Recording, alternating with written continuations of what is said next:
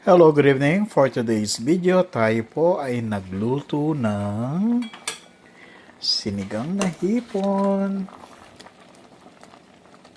Medyo malamig ang panahon, kaya nagsinigang tayo. So, meron tayong gabi, merong labanos, at saka yung pechay.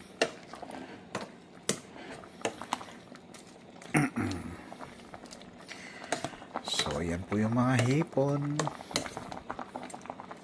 Ang sarap po nito.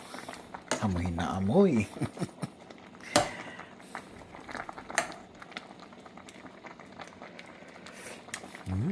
Sarap.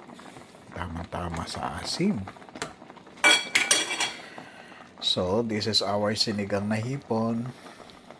That's our soup for today.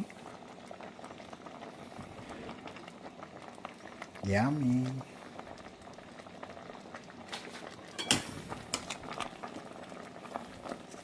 Ang tataba, oh. Parang lobster.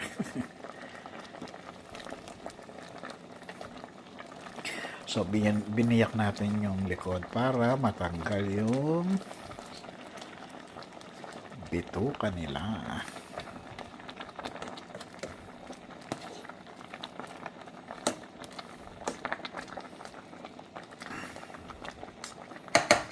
Ayan, tapos na. Luto na ang ating sinigang na hipon.